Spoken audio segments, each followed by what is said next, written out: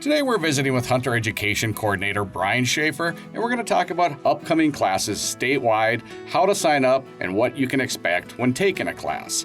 I'm Mike Anderson with the North Dakota Game and Fish Department.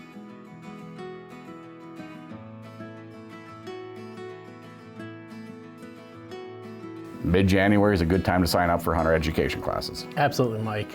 It's probably the last thing people are thinking about in the middle of January here with the seasons wrapped up. But if you have a youngster or someone who used the apprentice option last year, or just someone who moved to the state and is required to have Hunter Ed by North Dakota state law. So it'd be really important right now this time of year to make sure you're signed up for text and email alerts, because in a lot of our smaller communities across the state, we only have 1 or 2 classes, and the vast majority of our classes in North Dakota occur from mid-January through about the middle of June. So now's the time to start paying attention. So go to the Game and Fish website, gf.nd.gov, and subscribe under the text and email alerts for new Hunter Education classes. Correct. And what that'll do is send you a text or email alert every time we list a class on our course listing on our website. It'll just shoot you a message. And if it's one in your community, I'd recommend doing the best you can to get signed up for that one. Especially the smaller ones may only have 1 course a year. But also just be patient if you're in one of our larger communities, Bismarck or Fargo, Grand Forks. So we have classes, although most of them occur, especially in our smaller communities, from that January to June time period. In a lot of our larger communities, if you miss those first few classes, don't panic, because places like Bismarck and Fargo, we do have classes most of the year. So do your best to get one in as quick as possible, but also don't panic if you don't get into those first few, because they do fill up pretty quickly at the new year. Brian, who's required to take Hunter Education? By state law, anyone born after 1961 is required to take Hunter Education or provide completing a course in another state. What age do you have to be to take Hunter Education? So we have 2 options here in North Dakota. We have our traditional course, which is all in person. That's for people who turn 11 during the calendar year. And then we also have an additional option with our home study or hybrid course, and that's for individuals who turn 12 within the calendar year. Brian, is the need still there for all these classes across the state? Absolutely. We're always looking for more classes.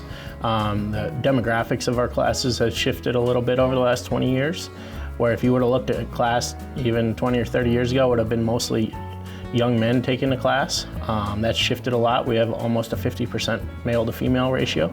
But we're starting to see more adults taking Hunter Education, whether that's people that moved to North Dakota and are required to take it by state law, or we're seeing a lot of individuals who played a lot of sports growing up and missed out on taking Hunter Education as a teenager, and now they're done playing sports, they have a career. And so we just highly encourage anyone, don't feel like you're going to be in a classroom full of just kids. Get signed up. If you have questions, you can always give us a call at our office and we can point you in the right direction on what may work best for your schedule, around your career, around your family, whatever it may be. If you ever have questions about Hunter Education and how it works, feel free to reach out to us. Brian, we're still educating, 4,000, 4,500 students a year? Yeah, somewhere between 4,500 and 5,000 on average. Brian, what is the foundation of Hunter Education? So since its inception in the 1950s across the country, the primary focus of Hunter Education is for students to graduate and having a basic knowledge of firearm safety, how to handle a firearm, how they function, and then just the safety principles when you're out in the field using those firearms. So before we have a student graduate from Hunter Ed, our goal is they know how to store a firearm safely, how to transport one safely, and how to use one safely in the field. And that not only makes it safer for hunters in the field, but all people out on the landscape during the hunting seasons. And you also do some hunting ethics and landowner relations and wildlife biology as well. Absolutely, Mike. It's just as important for our new hunters to have an understanding of wildlife management principles. A big part of it here in our course is landowner relations.